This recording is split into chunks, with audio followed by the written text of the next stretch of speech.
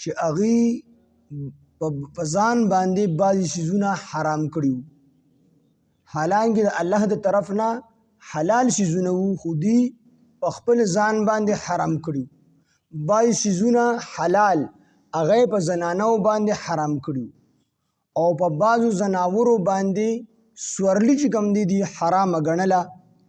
نو دلته کې الله جل شانه جواب ورکوي، قل ووایه ورته ای پاکه حبیبه، لا اجدو زه نه مومم فیما په هغه څه کې اوحیا چې وحی کړی شوې ده الی ما طرف ته محرما حرام کړلی شوي څیز.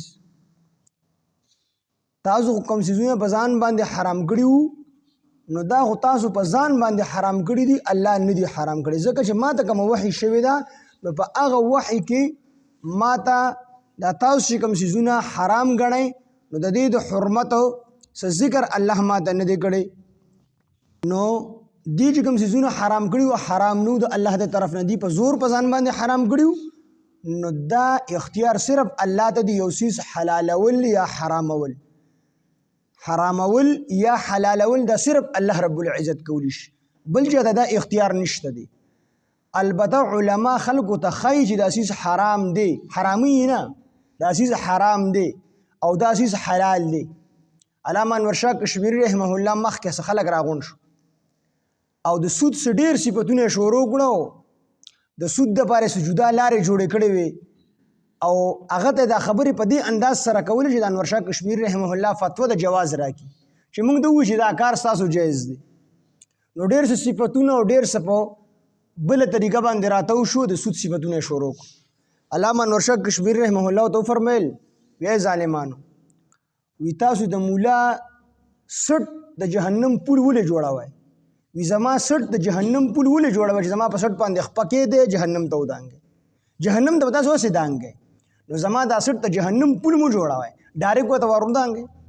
مطلب یې دا چې په ما نه تاسو د جواز بدله غواړئ، نو زما د وجې نه سود نه حلالېږي.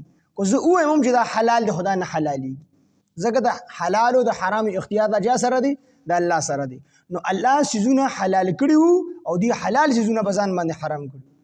کوم څیز چې قطعي طور ثابت دی چې دا حلال دی او دا یو سړی حرام وګڼي، په دې انسان کافر کیږي. یو حرام څیز چې قطعي طور ثابت وي چې دا حرام دی، لکه د خنزیر غوښه، شراب، او دا چې حلال وګڼل په دې کافر کیږي. خو چا وخوړل خو ګڼلې چې کوم دی حرام دي، نو ګناهګار ډېر لوی ګناهګار دی، خو کافر کیږي په نه. خو که دا حلال وګڼل چې دا څیز حلال دی، نو په دې باندې انسان کافر کیږي. نو دې ظالمانو حلال څیزونه دا په ځان باندې حرام کړي وو.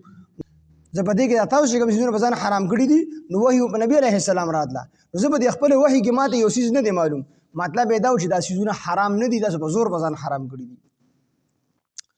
محرما حرام کړل شوی علی طاعم په خوراک کوونکو باندې یطعمه چې خوري هغې څیزونو لره، یعنې چې کوم څیزونه د خوراک دي نو په هغې کې زه نه وینم چې هغه الله چې کوم دی حرام کړي چې هغه خلک خوري.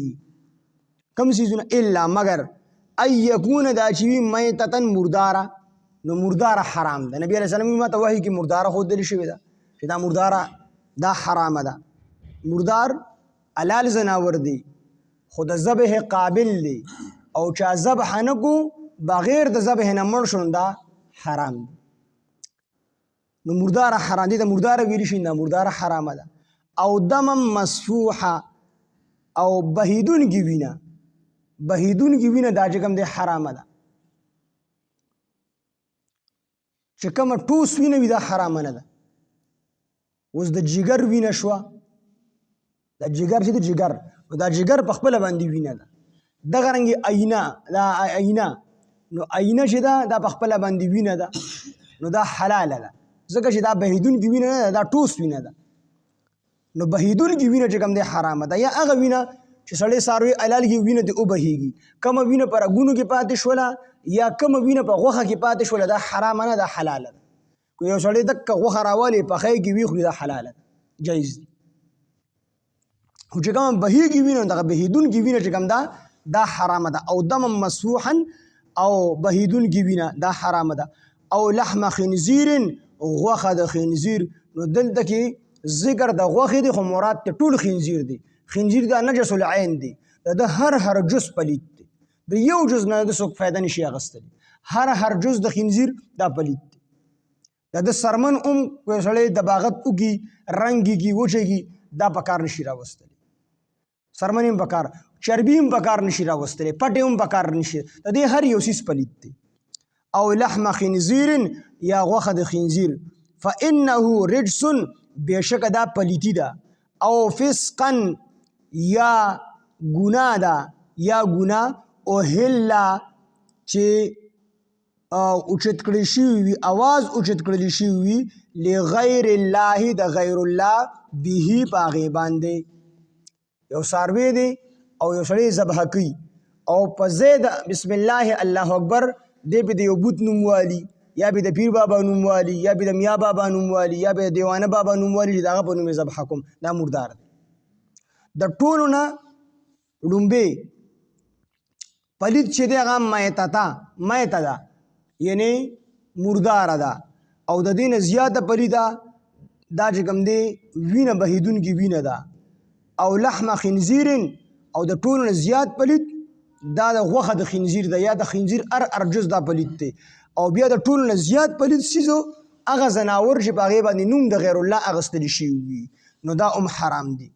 فمن اضطر پس هغه څوک چې مجبوره شو محتاج شو خوراک ته دی.